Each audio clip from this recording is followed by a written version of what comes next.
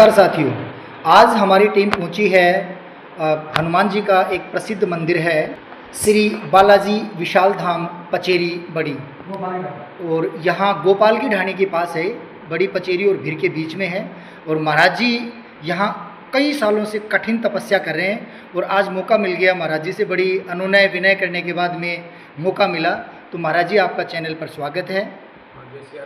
महाराज जी, आप अपनी पूजा पाठ को लेकर के आज के ज़माने में लोग हनुमान जी की पूजा बहुत ज़्यादा कर रहे हैं, किस प्रकार से लोग करें कि उनको हनुमान जी की पूजा का प्रसाद मिले?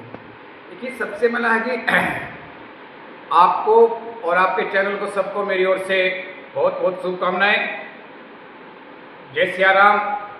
कि हनुमान जी एक चिरंजीव हैं और राम भगत हैं, इसीलिए मेरा सबसे यही कहना है कि हनुमान जी की भक्ति करने के लिए जितना ज़्यादा से ज़्यादा राम नाम का जाप करोगे उतने ही हनुमान जी महाराज प्रसन्न होंगे जी।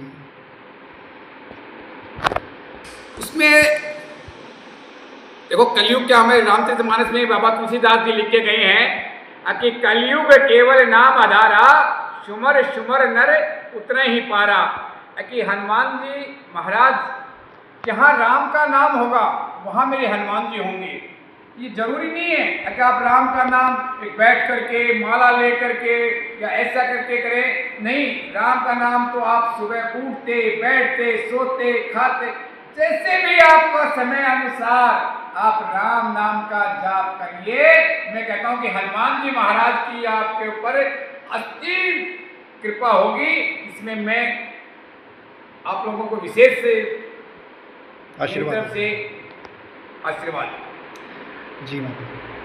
एक बार एक चीज़ और थी कि लोग हनुमान जी के मंदिर में प्रसाद लेकर के जाते हैं। प्रसाद के बारे में लोग कहते हैं हनुमान जी को 8 प्रकार के प्रसाद चढ़ाए जाते हैं। मैंने आप जैसे सिद्ध महात्माओं से ये भी सुना है कि हर एक प्रसाद की महिमा अलग है, हर एक प्रसाद की महिमा अलग है। तो मैं आपसे ये पूछना चाहूँगा कि इमरती का जो प्रसाद है वो क्यों चढ़ाया जाता है, एक बार इसके बारे में जरूर बताएं। इमरती का प्रसाद हनुमान जी महाराज को शनिवार के दिन, विशेष शनिवार के दिन इसको इमरती का भोग लगाया जाए हनुमान जी की, तो उससे हनुमान जी महाराज बड़े प्रसन्न होते हैं जी, और अति शीघ्र उसका फलदायी आपको प्रणाम मिलेगा। मतलब इमरती के प्रसाद से शीघ्र फल मिलेगा। हाँ, 100%। एक जी महाराज जी, एक बात और थी कि आजकल बहुत अच्छी बात है, आध्यात्म की तरफ भारतीय जनमानस वो बढ़ रहा है। स्कूलों में भी एक ट्रेंड सा चला है हनुमान चालीसा के पाठ का, इसके बारे में आप क्या कहना चाहोगे? हाँ, ये मैं बहुत सुंदर बात आपने पूछी। और मैंने यह बात अभी नोबल स्कूल के अंदर भी मुझे एक बार बुलाया था, तो मैंने वहाँ भी ये बात बोली थी कि आप हनुमान चालीसा का पाठ अपने बच्चों को सुबह प्रार्थना के अंदर जरूर एक बार करवाइए, क्योंकि उससे ऊर्जावान हमें ऊर्जा मिलेगी, पॉजिटिव ऊर्जा मिलेगी, शक्ति मिलेगी।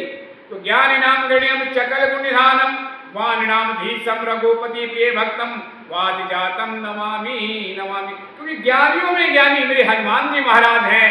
जो ज्ञान इनसे हम प्राप्त कर सकते हैं, जो शक्ति इनसे प्राप्त कर सकते हैं, जो ऊर्जा इनसे प्राप्त कर सकते हैं, वो किसी से नहीं मिल सकती। तो इसीलिए हनुमान चालीसा का पाठ में बड़ा आनंद है। आप करके देखिए, आपको पॉजिटिव एनर्जी अपने आप आएगी आपके अंदर। आप करके देखो।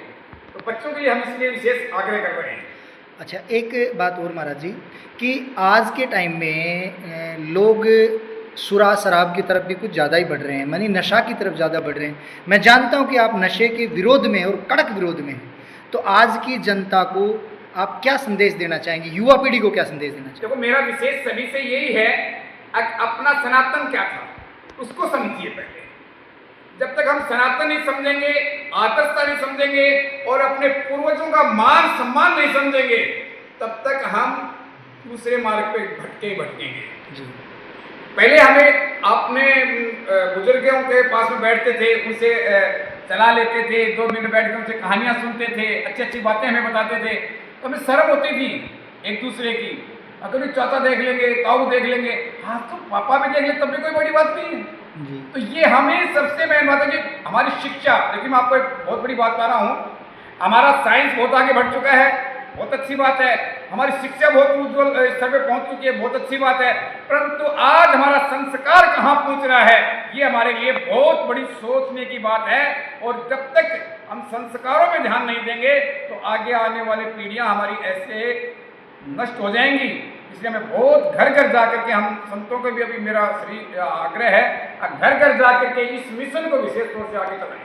मतलब संस्कारों को लेकर के घर घर एक मुहिम छेड़नी चाहिए और विद्यालयों में पढ़ाई के साथ साथ संस्कार देने चाहिए। संस्कार अवश्य देने चाहिए। ये बात आपने अभी बताई। मेरा चैनल भी अधिकांश स्कूलों से जुड़ा हुआ है, तो नोबल स्कूल में शायद ये चीज़ आपने पूरी करवा दी। एक स्कूल में आपने एक विजिट किया था, तो ये बड़ी अच्छी बात है। महाराज जी, और कोई संदेश देना चाहेंगे आप जनमानस को? बस एक आगे बस मेरा यही है, एक तो देखो, ये आपको दो बात बताऊँ, घर घर में हमें एक शिक्षा का, हम जो अभी हमारा जो मिशन चल रहा है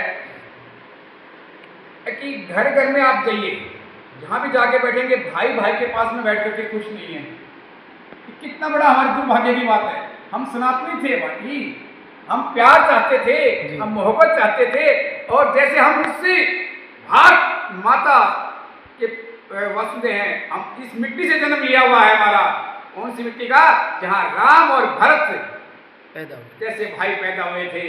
इन्होंने, भाई ने एक भाई के लिए पूरा राज त्याग करके और 14 साल तक और नीचे जमीन के अंदर रहा। हम उस धरती माता के पुत्र हैं जी। और आज हम भाई के लिए हम एक दूसरे को मार काटने के लिए तैयार हो रहे हैं। ये बड़ी हमारे लिए दुर्भाग्य की बात है। इस पर विशेष तौर से गौर किया जाए।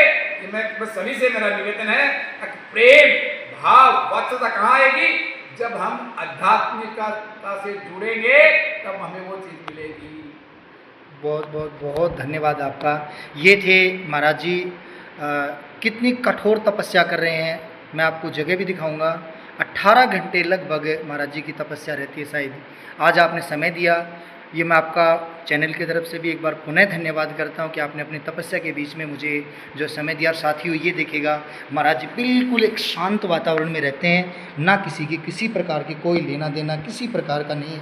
अपना एक शांत सा कमरा है, और जहाँ अपने शायद गुरुजी महाराज की फ़ोटो के साथ साथ और जो है यहीं अपनी तपस्या, अपनी पूजा पाठ करते हैं और अपना ध्यान लगाते हैं। एक अपने आप में बहुत। और ये गिरिजा महारानी जी हैं। तो मैं आपको बताऊं कि ये थे हमारे एक अत्यंत कठोर कठिन तपस्या करने वाले, बिल्कुल सादा जीवन व्यतीत करने वाले महाराज जी। धन्यवाद आप सबका।